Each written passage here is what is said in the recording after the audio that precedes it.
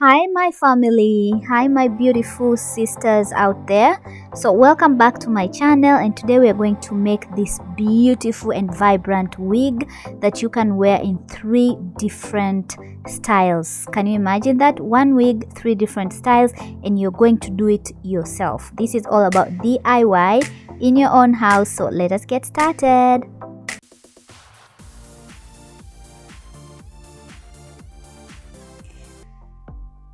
First, we're going to prepare the hair. I'm going to use Vaseline as something that is going to make it easy for me to separate the hair that I'm using. You can use any curly hair that you want of your choice. I'm using, this is called Mi Amor from Darling, and the color is 30/613, this color. So, and also you're gonna need a mannequin head with the wig cap. I'm using this kind of wig cap, and I'm going to start crocheting the hair from the back. As you can see, I'm just doing the normal regular crochet at the back. As you can see, I'm putting them separate, not so close to each other when I'm crocheting.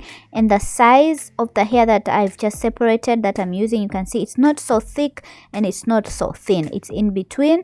And then I just curl it around my finger just to make sure the curls are popping. So after I have crocheted the first line, you can see I've put them apart from each other, a little bit apart from each other, the way I've arranged them. And then I'm gonna fill in the gaps in between. So in between the two, I'm gonna put some strands of hair there just to cover the gaps, and that's the same method I am going to use all the way up there. I just switched a crochet needle because the other one was a bit hard to go through the net of the wig cap. So yeah, so I'm just going with the same method. I put separate from each other the strand, and then I come and fill the gap in between like that. You can see I'm putting some hair in between 2 strands of hair that I have already crocheted, and then I hope this was right, crocheted. So I did the same until I created a U-part shape on my wig, and then in front I'm putting them very close to each other, but I'm not gonna go all the way to that band that you're seeing, the thick one. No, I'm just ending there, and I put them very close to each other and very thin strand of hair when I reach that part, you see. And I'm also gonna fill in the gaps later. So what I'm gonna do now, you can see it's a U shape I've created, and now I'm going to cut that band. Why I'm cutting it? Because you can see as it lays on the mannequin head, one side is longer and the middle part is kind of going backward, and I want I want the wig cap to be like in one level. You can see it's all leveled up from ear to ear. Like it's not like one side long, one side short, and the middle part is it just looks the same as the side part. So that's why I cut that band, and it's also suitable for this hairstyle that I'm doing, for this style. So by around the perimeter of the head, what I'm gonna do, as you can see, I'm crocheting very thin strand of crochet hair. I'll do that. I'll put them very close to each other, and I'll make them very thin, but very close to each other. Pay a very good attention to this part, because this is where the magic happens, sweethearts.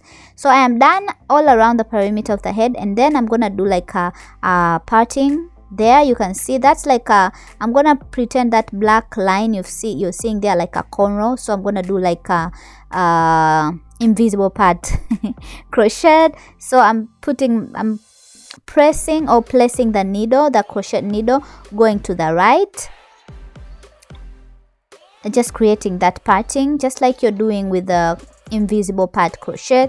And then I'll do the same on the other side. The needle will face on the left, yeah, so that we get like, you know, an invisible parting and all that. But either way, in the end, the parting won't matter, because the hair will be so much close to each other, and you won't even see the knots that we've tied, because first of all, it's very thin.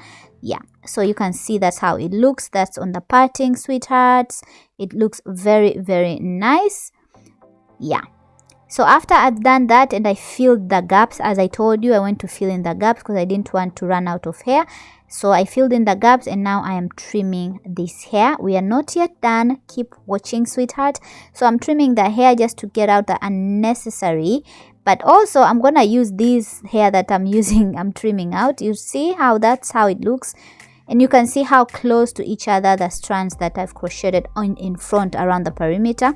I'm going to use that hair that I've shown you, the one I trimmed. They're very short, they're very small, but I'm gonna use them very thin. I part them very thin, separate them very thin, and I'm crocheting them in between the ones I've already crocheted in that front line. As you can see, they're gonna be very close to each other. It's gonna be like a bulk of hair collected together, but they are meaningful.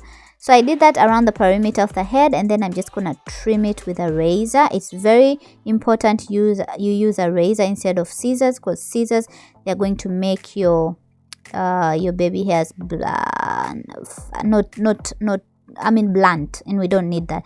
And then I'm just teasing the front part with the toothbrush, or if you have any baby hair or edges comb, you can use that. I'm just teasing and teasing, and now you can see that. Oh my god, it looks like, so this is how it looks. This is the first style, honey.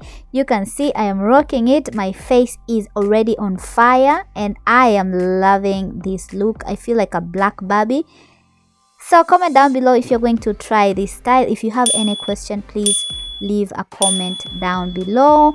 And there is how we created this by ourselves. This is the second style, and the third will come, and this is all. Thank you. See you next